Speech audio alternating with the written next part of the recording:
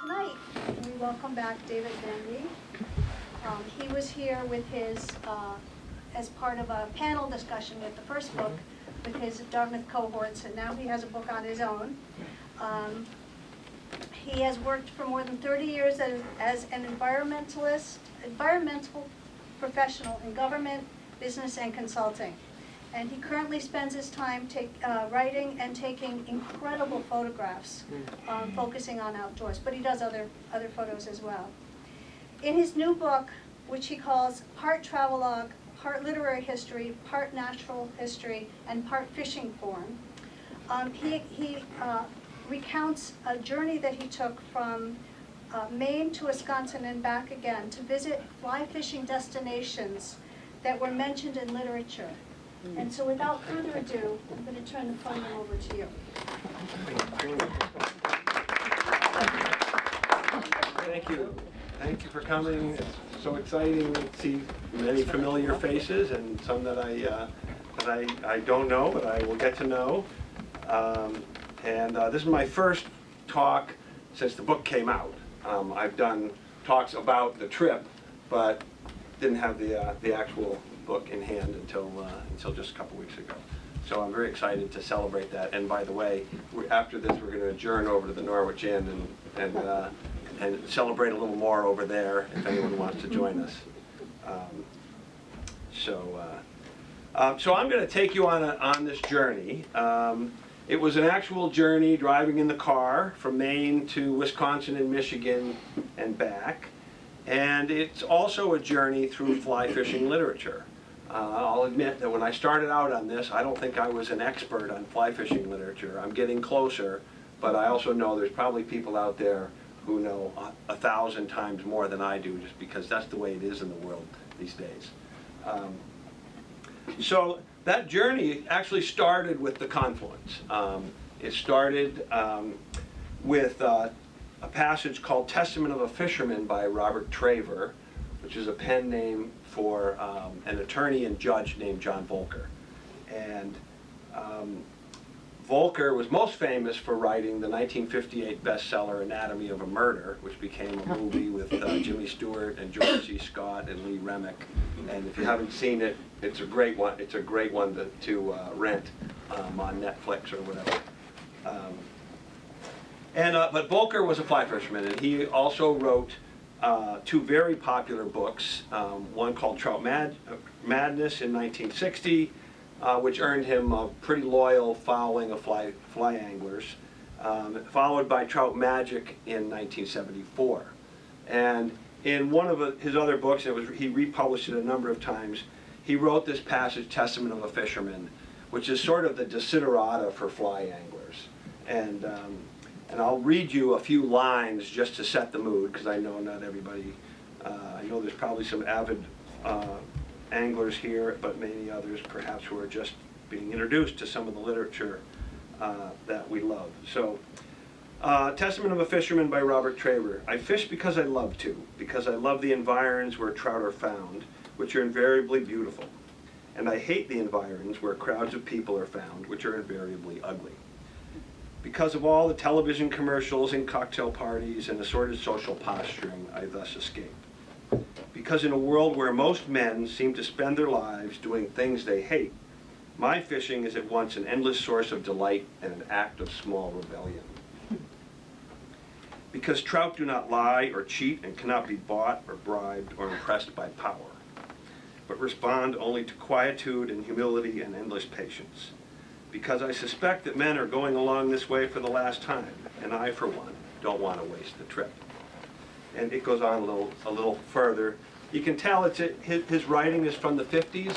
A lot of these writers that I'm talking about wrote during the heyday of the magazines in the 30s and 40s and 50s, and many of them are being forgotten. And one of my purposes in doing this was to try to keep some of their legacy and writing alive.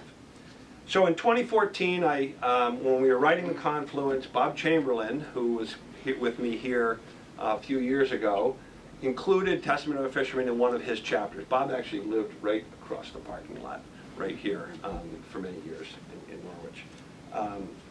And we had to get permission. Volcker died in 1991, so I ended up getting in touch with his daughter, Grace, and got permission from her to reprint it in our book. And all she wanted was a copy of The Confluence when it came out. So I sent her a copy, and she, being the nice soul, the lovely soul that she is, sent me a very nice handwritten thank you note. And in the note she said, "You have to come visit Uncle's." Well, that's no ordinary invitation, because Uncle's is her father's famously secret pond that appears in his stories as Frenchman's Pond. And he calls it Frenchman's Pond because that's not his name. He's trying to keep his favorite fishing spot secret. And I was lucky enough to get invited. I'd fallen in love with his stories. He writes with a very sort of everyman humility, wit, and a kind of a laid-back style, which I really like. And his stories, like many, are not really just about fishing. They're about life with a fly rod in your hand. So there's many more dimensions to them. So when I got this invitation from Grace, I had to go. Now, the Upper Peninsula of Michigan is not easy to get to from here. And I didn't want to fly all the way there just to fish for one day and come back. That didn't seem like worthwhile. So I was thinking, do I make a week of it? What do I do? And of course, being a fly angler, I decided I'll fish my way there and back. Then the question is, well, how and when? Well, I was teaching at the University of New England. I was teaching a class in environmental studies, Introduction to Environmental Studies. And one of the books that I teach, another one of my literary and environmental heroes, is Aldo Leopold, who wrote a book called The Sand County Almanac. And he was a professor at University of Wisconsin. He was also a fly fisherman. And he has a couple stories in that book. A brilliant essay about fishing on a stream he calls the Alder Fork, and then another one about canoeing on the Flambeau River, which was threatened with a hydro dam. And I thought, well, wouldn't it be cool to go and try to fish where he fished? And I'd also been reading stories by Corey Ford. I have some of the books here, some of the authors I'm going to talk about. Corey Ford of Dartmouth Rugby Clubhouse fame, by the way, who lived in Hanover for a number of years. He was one of the original writers for The New Yorker. He was a humorist. He sort of gave The New Yorker its snarky wit early on. And he also wrote he wrote screenplays, and he became an avid hunter and bird hunter and fisherman, and wrote stories for Field and Stream. So one of his stories that I'd read was about the beaver kill, and I'd always wanted to fish the beaver kill, and I was reading his story that's in the Catskills, and I thought, well, I'll go there. Also, somebody else mentioned Sparks Gray Hackle, who also wrote about the beaver kill. So now I was on a tear. I started to think of all these places that are in literature. And when I get these kinds of things in my head, it's pretty hard for me to let them go. And I decided to make this sort of an epic odyssey from here to Michigan and back, going to as many places I could find that are mentioned in literature. So it would be both a fly fishing adventure and a literary journey. People started recommending books and places and everything, and soon I literally had a stack of books about this high that I had to read. Because I hadn't read them all, and some of them were new authors that I hadn't heard of before. And I put together a rough itinerary, and it came together around 6 weeks. And somebody that I was explaining this to mentioned, "So you mustn't be married, right?" Well, I am married. She's here. She gave me the all clear. So I decided, well, this is what I was going to do. And so I decided to start it symbolically at Walden Pond. And then work my way, starting in mid-May, work my way sort of on the southern end, across southern Vermont, over to the Catskills, across Pennsylvania, skip over Ohio, Illinois, and Indiana, because they don't really they don't really have much for fly fishing. Ohio does have a couple places, but and then get to Wisconsin, go around the Great Lakes, up to the Upper Peninsula of Michigan, down to the Lower Peninsula of Michigan, across Ontario to the Adirondacks, back through Vermont, Upper New Hampshire, and then back in and finish in the Maine woods with sort of Thoreau as my bookends. That was the general plan. I had to nail down some key dates as milestones with various people who I wanted to help me along the way, because I knew I was going to need people to show me where they fish, or people who I was going to stay with. But I needed to leave plenty of flexibility for unknowns and for weather and for maybe some new places that I would discover. And I was looking forward to testing my fishing skills in unfamiliar water, different places literally every day. And also as a writer, to press myself to write for my blog every couple days about my adventures and try to come up with something interesting to say on a deadline with photos and things like that. So I was writing, driving, fishing, driving, sleeping a little bit here and there. And I did have a number of people following me on the blog who were enjoying the adventure, and then I thought, well, if it comes out as a good story, maybe I'll turn it into a book, which was the plan.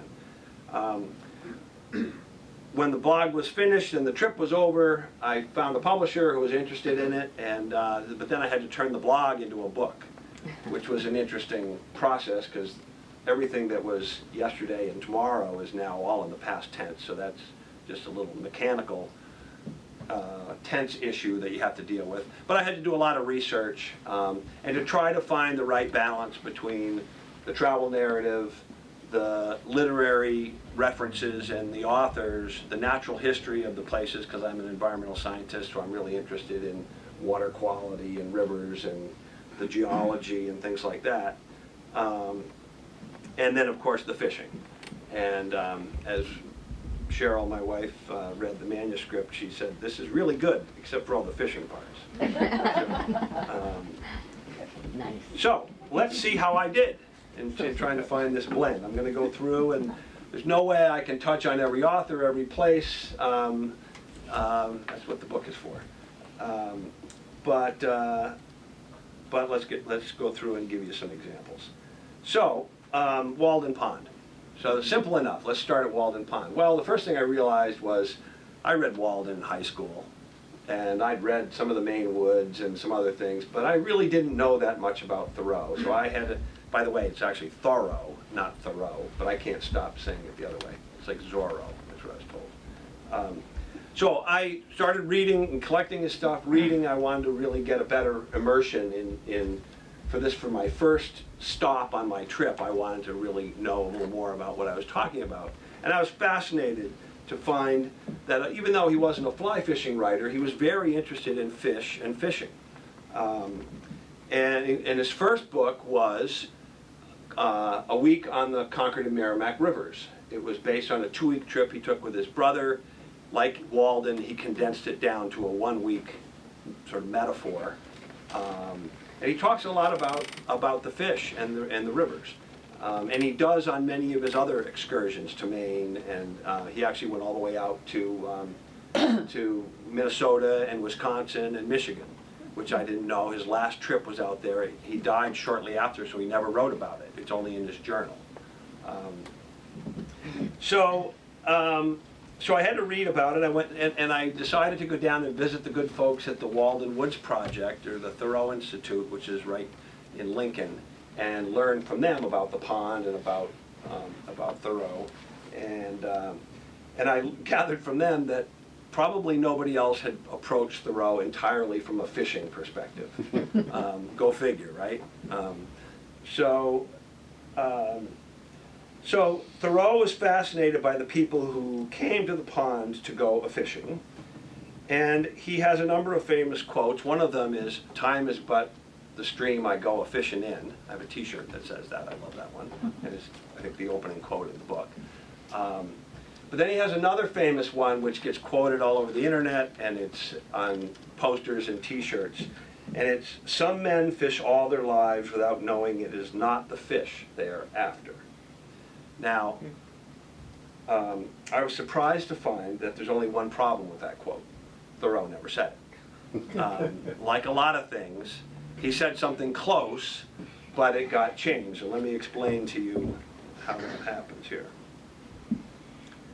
The scholars at the Walden Woods Project also noted that the most famous Thoreau quotes about fishing, the most famous Thoreau quote about fishing is actually misattributed. Thoreau never said, "Many men go fishing all their lives without knowing that it's not the fish they're after." That passage was innocently penned by Michael Bauman in his 1995 book, A River Seen Right, apparently to paraphrase a passage from Thoreau's journal about ice fishing for pickerel. Thoreau wrote, I think it is in Walden, no, Bauman wrote, "I think it is in Walden where he wrote that a lot of men fish all their lives without ever realizing that fish isn't really what they're after." So that's what Bauman wrote. It even got improved from that. What Thoreau actually said in his journal in September 1853 was, "It is remarkable that many men will go with eagerness to Walden Pond in the winter to fish for pickerel and yet not seem to care for the landscape. Of course, it cannot be merely for the pickerel that they may catch. There is some adventure in it. But any love of nature which they may feel is certainly very slight and indefinite. They call it going a-fishing, and so indeed it is, though perchance their natures know better." And it goes on a little further from there, but you can see that Bauman was paraphrasing him, and it got condensed to a nice pithy quote, which is all over everywhere. And it's, if you go to Brainy quotes or all of these quote things, it's in there. But it's just not, it drives the people at the Walden Woods Project nuts because they know it's not a real one. So, believe it or not, Walden Pond has pretty good fishing. This is Walden Pond. These are trout rising. In the evening, I went down there on Friday, May 12th with my friend Norm, and we cast to these rising trout for a while. He had one strike but missed it. Didn't have any luck. They're pretty difficult to catch. A friend of mine, Lou, has caught them there, but we did not have much luck. We ended up walking around the pond and having a lovely, lovely evening, and I went back the next morning. The pond is a glacial kettle pond. So a giant block of ice sat there and got backfilled around with sand and gravel, and then it melted. And so the pond is only 60 acres, a few hundred yards across, and 100 feet deep, which is found remarkable. And the water's very clean, partly because the area around it has been preserved for many years. And the trout are stocked. It still has other fish, including pickerel. I went back Saturday morning and still had no luck with the trout, but I did see some bass in the shallows that were spawning. So I switched over to my little frog popper fly and managed to catch 2 bass. So the first fish of my trip, which I thought was going to be all about trout, was actually a bass. But I was still pretty happy that here I was in my first location and I had caught something. I thought that was a pretty good start. My second stop was the Battenkill in Vermont. And I fished there with Pete Kutzer, who is in all the Orvis fly fishing instructional videos. And he took me out. The river was pretty high. And I did hook one big brown trout, but lost it when my line went slack, which is a classic error. And I think Pete was more disappointed than I was, because I was just happy to be there fishing with him. You might be surprised to learn that there are a number of authors have written about the Battenkill. A guy named John Merwin, a woman named Margot Page wrote a beautiful book called Little Rivers. It's about fishing as a fisher mom, she calls herself. And then also artists. Norman Rockwell. I couldn't find any paintings particularly of anyone fishing on the Battenkill, But he was an avid fly fisher and fished there, along with another guy named John Atherton, who was an illustrator and writer. So the Battenkill is rich in literature and artistic history. From there, I headed back towards the Catskills, and on the way, I stopped off on the Catterskill Creek, which I believe is the stream that appears in the first American fly fishing story, written in 1820, and it's in the Catskills, so I'll let you guess who might have written it. Any guesses? It's where Rip Van Winkle Oh, wow. was. He was near a stream, he was in the mountains, and I think it was the very same stream. So Washington Irving wrote a story called The Angler, and I'll give you just a little snippet of that.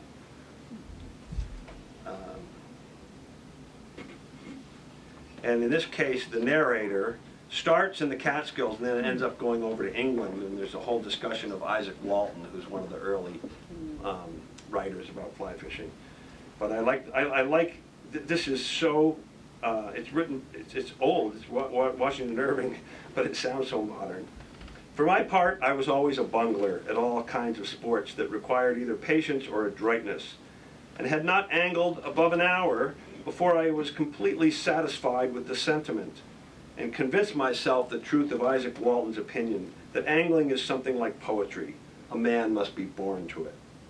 I hooked myself instead of the fish, tangled my line in every tree, lost my bait, broke my rod, until I gave up the attempt in despair, and passed the day under the trees reading old Isaac, satisfied that it was his fascinating vein of honest simplicity and rural feeling that had bewitched me, and not the passion for angling. My companions, however, were more persevering in their delusion. So, it's one of the great older stories. Crossing over the Catskills, the next stop was the East Branch of the Delaware. And I had a fabulous day floating the Delaware with a friend, and we hired a guide. It's the only guide I hired on the whole trip, mostly because my friend had recommended him and really wanted to do this as a float trip. I was really glad we did, because we had about the best day of fishing that you can have on the East Branch of the Delaware, catching dozens of pretty sizable brown trout. The problem I had was I couldn't find any writers who had written about the East Branch of the Delaware, until I went to Bread Loaf Environmental Writers Conference, and my workshop leader there introduced me to John Burroughs. And I should have known about John Burroughs. He, like Thoreau, was a naturalist and writer in the late 1800s, right around the turn of the century. And so he wrote beautifully about his experiences fishing for brook trout in these rivers, some of which were dammed to become reservoirs for New York City. He also built a boat and floated the very same river that we floated. So I thought that was a pretty cool coincidence to find out that John Burroughs had actually floated where we floated. Most of his writing is in the public domain, and I'd love to read you some, but I gotta keep moving because we're only to the Catskills. The next day I fished the Beaverkill. Didn't have a lot of luck there. Had a great day one day. The next day it was hot and sunny. No luck at all. Partly because I was fishing in the middle of the day, which was a bad idea. So I had a bit of what I called the Beaverkill blues. But I did fish in Quarry Ford's footsteps, and I was lamenting that the fishing isn't what it used to be, and Quarry Ford had something to say about that, and let me share that passage with you. I was born on the Beaverkill myself, in a manner of speaking. I learned to cast a dry fly over Barnhart's Pool under the choleric instruction of Ted Townsend, the old master. The stream has changed since the good old days, of course. The fishing isn't what it used to be. Now, he's writing this in the 1940s. So the fishing isn't what it used to be, they tell you today. I suppose that when Hendrick Hudson sailed up to the Catskills, the Indians told him, "You should have discovered this place 100 years ago. That's when the fishing was really good." It doesn't matter, a trout stream is more than the fish. So I'm going to skip over mostly Pennsylvania. Had a great time, went to a number of places in Pennsylvania. Sorry if there's anybody from Pennsylvania, but it's in the book. I did fish. One place that was worth noting was the Spruce Creek out near State College, where President Jimmy Carter and his wife Rosalind, who was also a fly fisher, fished many times, and he wrote about that in his memoir called Outdoor Journal, and very, very interesting to have been fishing right where he was. So I skipped over a little piece of West Virginia, Ohio, Indiana, Illinois, and made it to Wisconsin, where I was focusing on Aldo Leopold's Sand County country. Had 2 days of great fishing in Wisconsin. In southern Wisconsin, the area there is called the driftless area, which is where the glacier did not go, and so it didn't scrape all the landscape, and it's very different geography there, and it's got wonderful trout streams. I had a memorable visit to the Leopold Foundation and also to the shack on the sand farm where Aldo Leopold actually wrote a Sand County Almanac, so I got to check that out as well. But what he did do was he, as a professor of wildlife management, worked very hard to restore the watersheds that had been destroyed from bad agricultural practices and forestry during the Dust Bowl. And he did such a good job that the streams I fished in are now blue ribbon trout streams and are excellent, excellent fishing. So from there, I went up to the Flambeau River. And when I was trying to figure out where to go on the Flambeau, I called the state park, and they said, you have to talk to Ron Weber. He's a big Aldo Leopold fan. Call Ron. So Ron invited me to stay with him at his camp. He was going to take me to the Flambeau and to another river called the Namakagon River and fish in a place where one of his favorite writers, Gordon McQuarrie, who I'd never heard of, had written a great story called Now in June. So I went out there with Ron. We had a great time, caught fish, stayed at his camp. And unbeknownst to Ron, his nephew and 2 of his friends showed up at the camp the same time we were there and decided they're going to tear up the carpeting and replace the flooring. So there's 5 of us in the camp, and they start ripping up the carpeting. Beggars can't be choosers. I'm just the guest, right? So I actually got a bed, which was nice. But Ron hadn't planned on any of this, and nor did he plan on this little episode here. Back at camp, Ron and I sat and chatted a while before bed. Ron's excitement about my adventure was heartening, and his generosity in showing me his piece of Leopold and Macquarie country was truly a gift.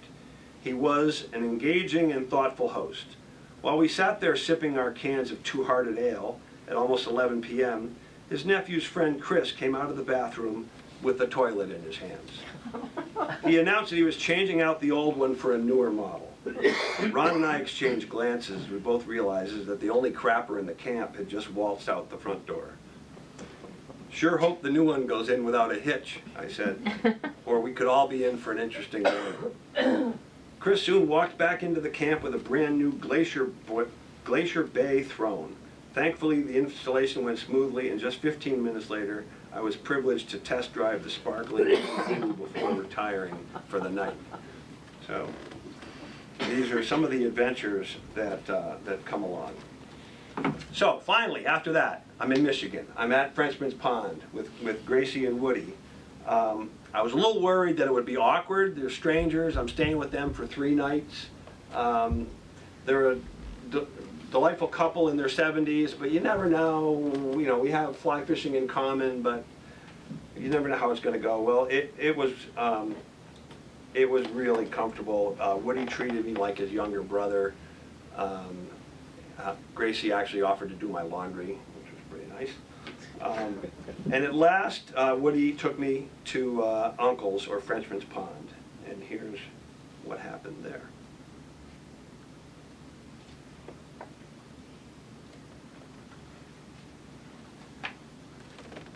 Woody was casting about 10 yards to my left. A trout had just short hit his fly, a Betty McNall, or simply a Betty, he called it. a downwing caddis version of a royal wolf, similar to a royal true. These are all fly names that maybe you don't know. That was one of John's favorites, John Volker's favorites, tied by his friend from Ishpeming, Bill Nault. After his miss, Woody urged me to try my fly, where the fish had just risen. 2 casts later, I had a stout 11-inch brook trout in my net. This was a special moment, almost surreal. I was laughing and grinning like a madman as I played that magical trout across the glistening surface of Frenchman's Pond. To double the pleasure, a few minutes later, I caught a 6-inch native brookie close to the same spot. I really couldn't believe that after all those months of planning and dreaming, I was actually in the shadow of John Volker catching fish. And this is Frenchman's Pond. This is the beaver. This is the lower part. There's an old beaver part here, and there's another part in the story where John Volker tells of taking a friend there and catching a fish right here, which Woody then proceeded to do while I was with him. So, so that was our stay at Frenchman's Pond. Then I moved on to Hemingway country, eastern part of the Upper Peninsula. Hemingway fished on the Fox River when he was in high school, and that turned into a story called The Big Two-Hearted River, with a Nick Adams story where Nick is back from World War I, recovering from his wounds and just using fly fishing for therapy. And in classic Hemingway, he never mentions the war. It's sort of referenced in a variety of indirect ways, which is what Hemingway called his theory of omission. And so I was fortunate to get there, and I went to the train station where Nick got off the train in Saney, and where in the story, the town had been burned in a forest fire, which is kind of a reference to the war. And then I went and fished in the stream. Unfortunately, didn't catch anything in Hemingway country, as Cheryl would say, you're no Hemingway. So we caught, so I fished there, went down, fished the Sturgeon River, which Hemingway also fished in just the week before his first marriage, which was kind of cool. And then to the Au Sable River in Michigan, which is in a number of different stories, including, and also it's where Henry Ford and a number of other sort of wealthy automobile tycoons owned property and fished on the Au Sable River. From there, across the Ontario to the Adirondacks, where I fished the west branch of the Au Sable River. It's Au Sable in Michigan, it's Au Sable in New York. In Michigan, it has a space and a capital, Sable, and in New York, it's all one word, Au Sable. And there, I explored where Winslow Homer fly fished and painted trout and fishing and hunting. And a lot of people don't, you see his ocean stuff and his Bahamas stuff, but you have to be kind of a fly fisher to know that that a good third of his paintings are in the Adirondacks, and they involve fly fishing and trout and guides and hunting, and there's some of the more spectacular paintings. What also made it interesting was my grandfather had also gone to a hunting and fishing camp there called the Gully Club, which was right across the Hudson River from the Northwoods Club, which is where Homer stayed. And they overlapped in time. So my grandfather was there starting in the late 1890s and until the 1950s, and Homer was there until 1910. So the two of them could have been fishing in the same river, right across the river from one another, waving to each other. Who knows, there's actually a painting where there's in the river, in the rapids, there's a painting where there's a fly, theory of omission. There's no fly fisherman, just the fly. And maybe that's my grandfather who put that fly there. So, and the other part of that chapter is that my grandfather was a photographer. And so he, well, he was in insurance, but he was an amateur photographer and has all these amazing old photos from that era, which are untold stories, because I don't know all I have is the photos, and some of them are fascinating. There's one in the book, but there's more on my website. And then I fished the Scroon River with my brother Doug, who,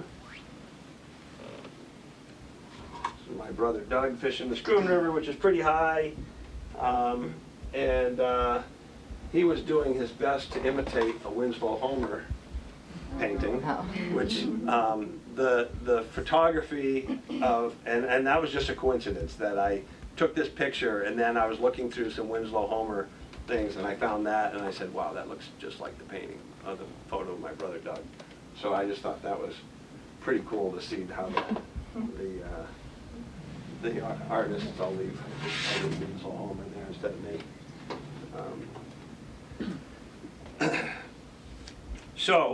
And this is 1897, so 100 years ago, more than 100 years.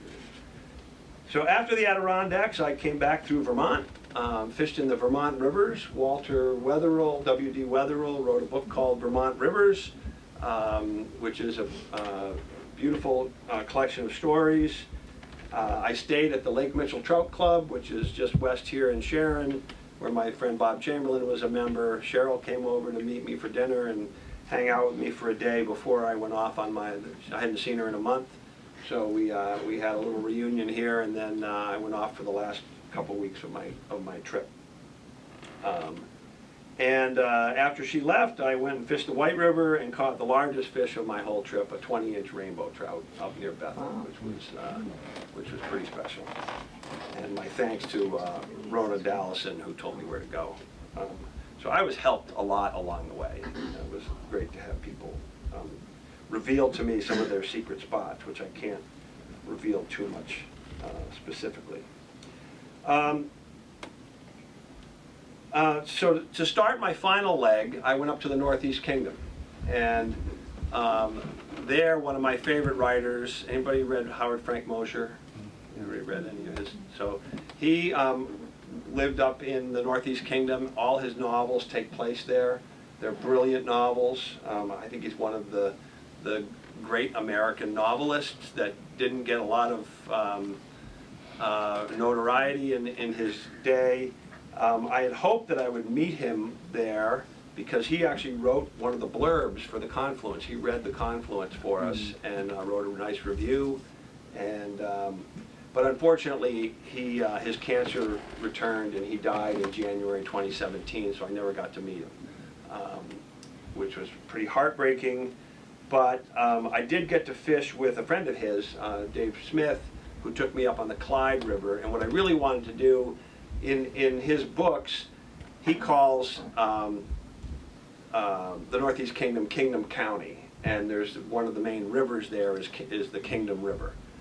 And it's an amalgamation of a number of different rivers up in the Northeast Kingdom. And I wanted to kind of figure out a little more of the landscape and how he came up with some of his places.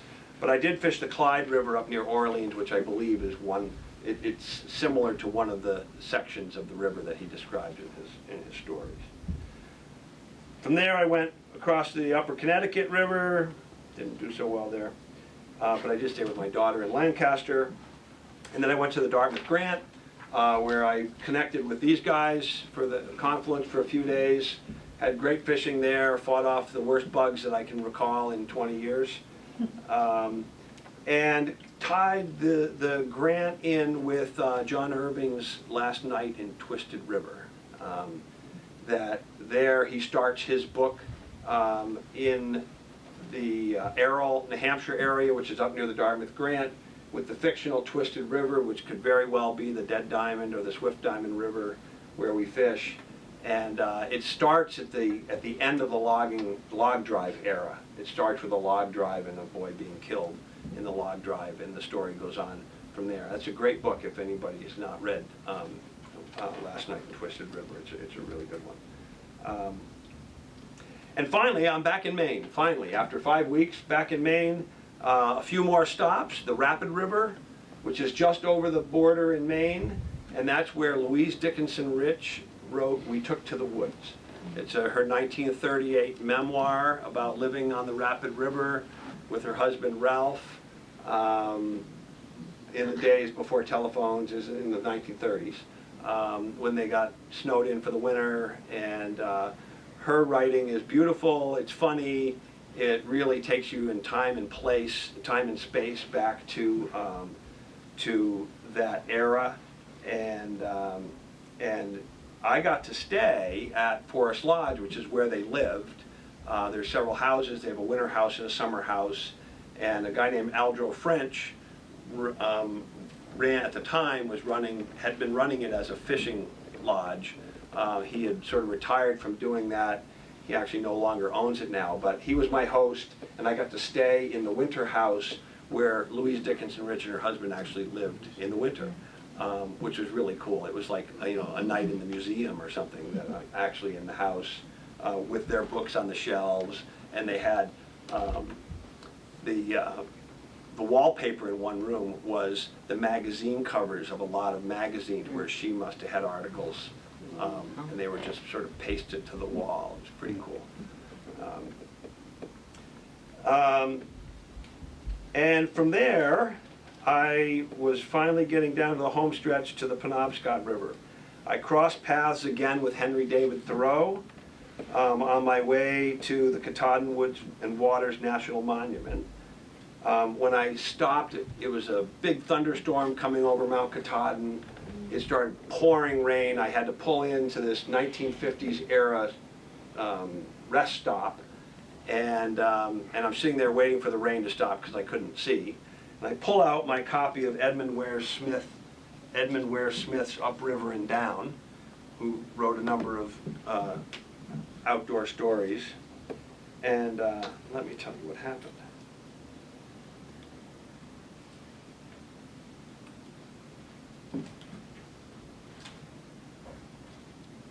At some point, Edmund Ware Smith learned that Thoreau had camped on an island visible from his camp porch. Ed was pleased to learn that each time he traveled to or from his camp upriver or down, he followed Thoreau's path on his final Maine excursion. In his story Along Thoreau's Canoe Trail, Smith imagined a conversation with the great man. "Edmund, tell me, have men spoiled my Maine country?" "Some of it, but not this part. These upper reaches of the East Branch remain just as you saw them. I wish you'd come back for another look. I'd be glad to drive you up from Bangor." This is in the 1950s. This is when this was written. On their imaginary drive, Thoreau got excited when he saw Grindstone Falls, which is right where I was sitting. And Smith asked, "Mr. Thoreau, did you run these rapids in your canoe or lug around?" "We thought it wise to carry," says Thoreau.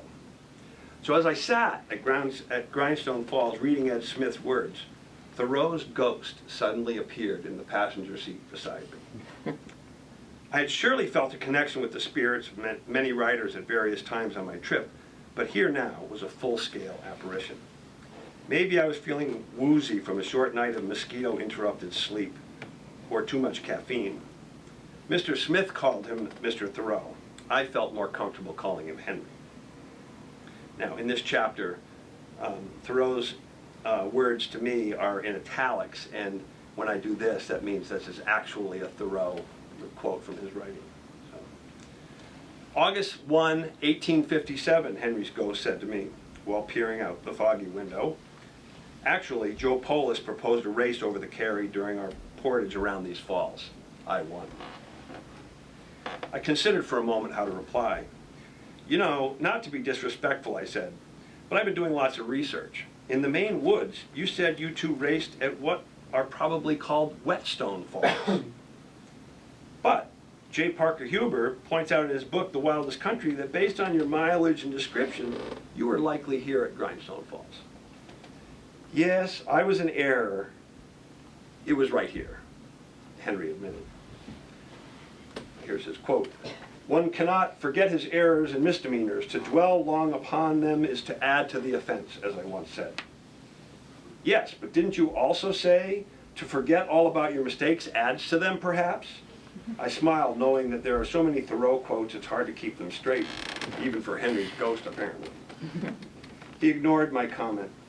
"And," he added, I didn't have the benefit of GPS back then to double check my bearings. And I said, touche, Henry. So Henry stayed with me for the next day, and we went and visited the West Branch, where he tried to climb Mount Katahdin. And there he, where did I go here? And there is where I believe the only instance where he actually fly fished. You tell me. So this is in Katahdin in 1846. He writes, "In the night I dreamed of trout fishing, and when at length I awoke, it seemed a fable that this painted fish swam there so near my couch and rose to our hooks the last evening. I doubted if I had not dreamed it at all. So I arose before dawn to test its truth, while my companions were still sleeping. There stood Katahdin with distinct and cloudless outline in the moonlight, and the rippling of the rapids was the only sound to break the stillness. Standing on the shore, I once more cast my line into the stream and found the dream to be real and the fable true. The speckled trout and silvery roach like flying fish sped through the moonlight air, describing bright arcs on the dark side of Katahdin, until moonlight, now fading into daylight, brought satiety to my mind and the minds of my companions who had joined me." So he's talking about rising to our hooks and casting a line. I got to figure that's fly fishing. I think that's as close as we're going to get, but I think that's pretty cool to find out that Henry had done. So my last bit was on the Kennebec River in Dud Dean country. My friend Jeff Reardon introduced me to Dud Dean. The writer Arthur McDougall was a minister in Bingham, Maine, who wrote stories for Field and Stream in the 20s and 30s about his imaginary friend, the guide Dud Dean. Now, Dud spoke in this classic Maine vernacular, and the stories seemed so real that readers would call the Bingham Town Hall trying to figure out how to book a trip with Dud. Yeah.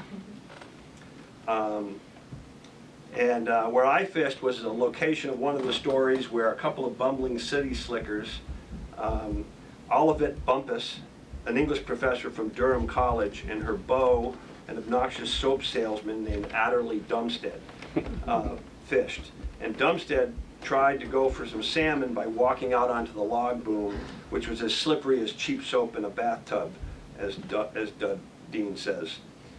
So you probably know where the story's going, but a good story's all in the telling, and nobody told them better than Arthur McDougall and Dud Dean.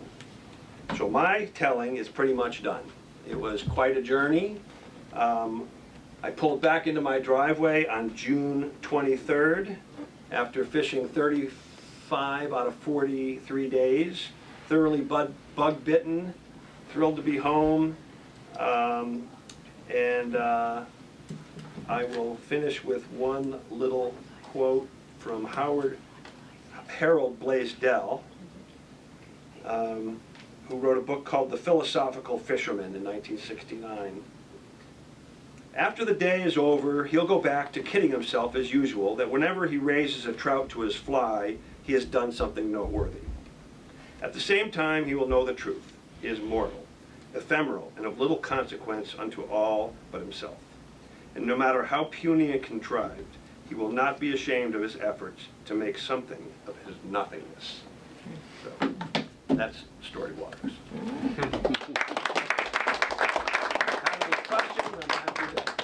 Happy to answer them. So I was curious, as you were talking about your grandfather fishing and your brother fishing, how fishing weaves its way into your life. Is this a family tradition that has been brought forward from your young years, or is it something that you came upon on your own? So my grandfather was a fly fisherman, and we had his equipment and stuff in the basement.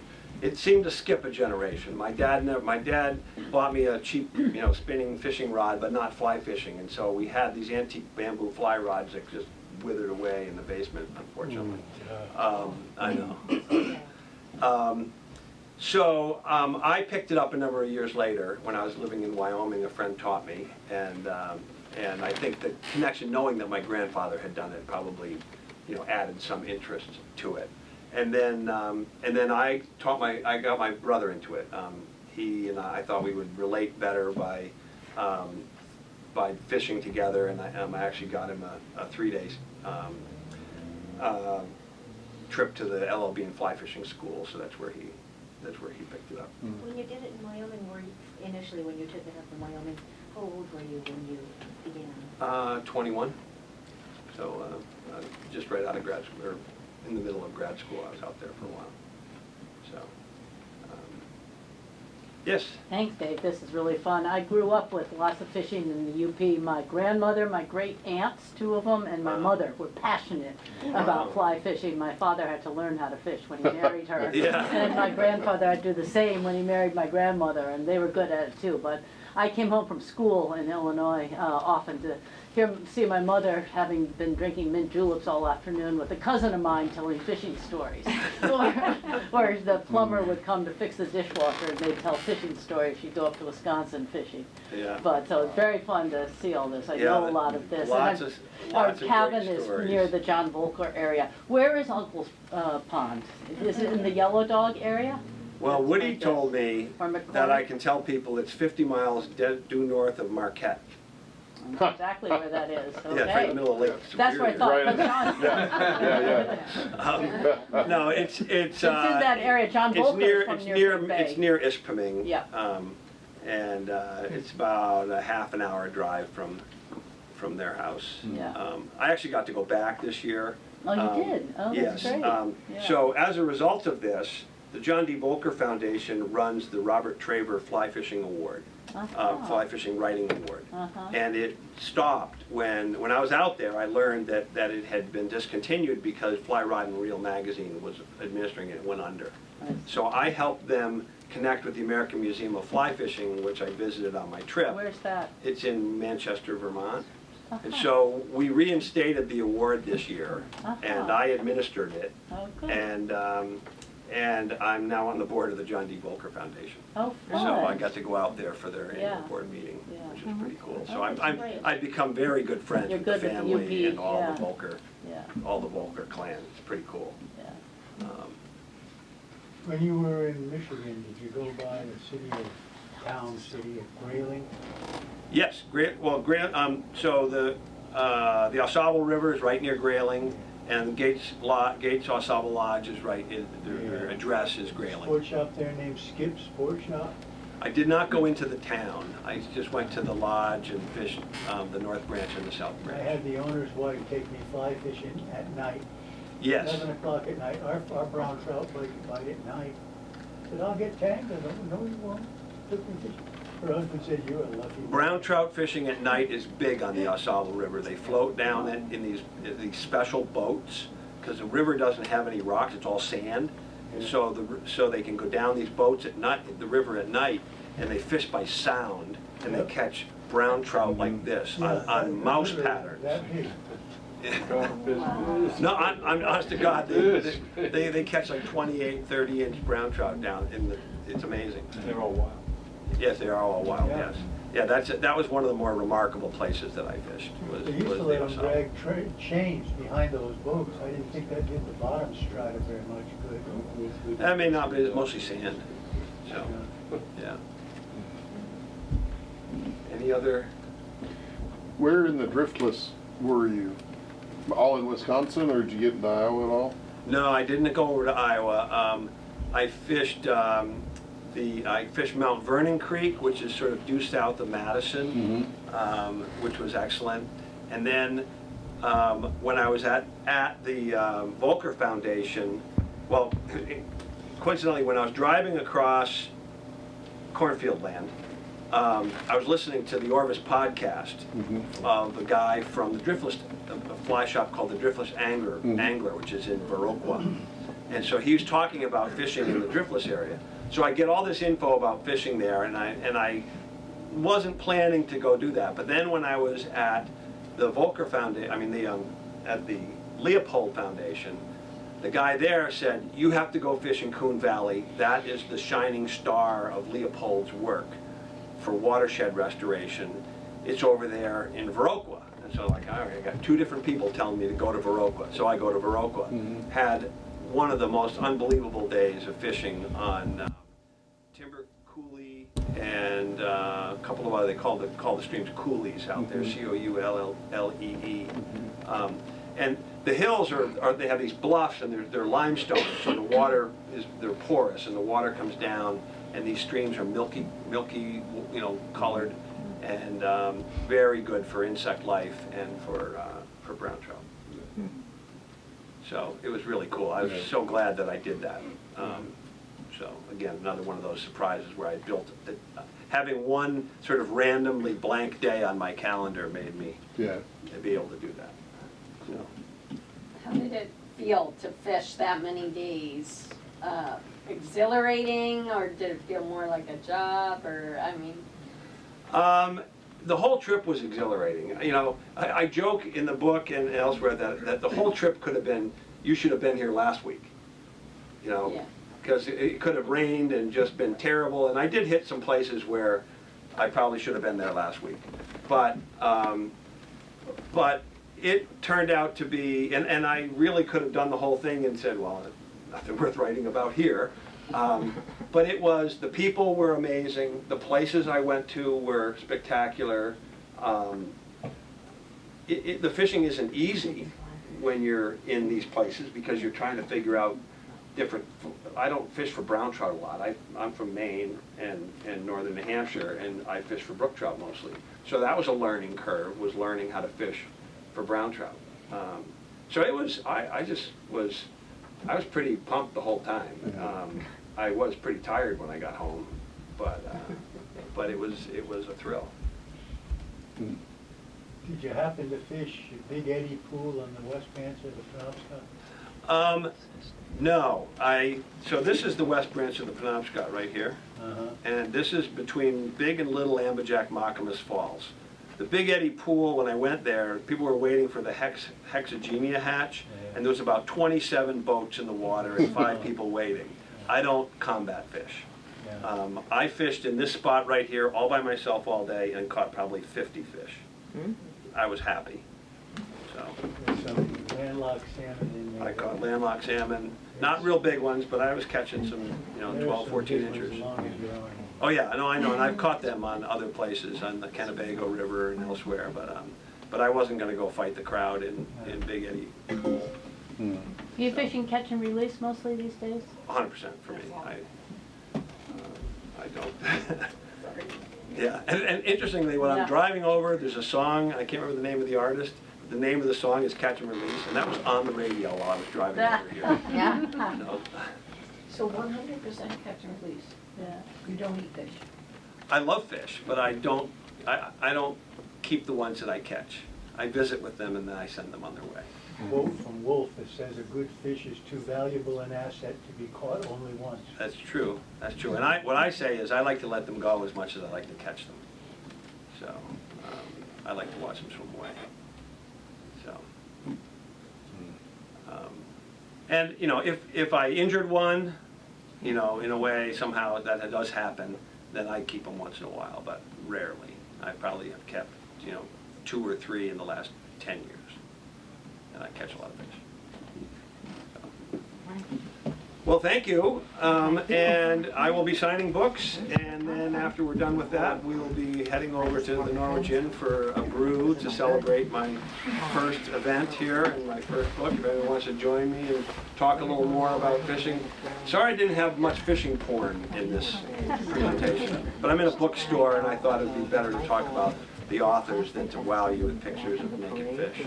So. Thank you Well, so thank much. you.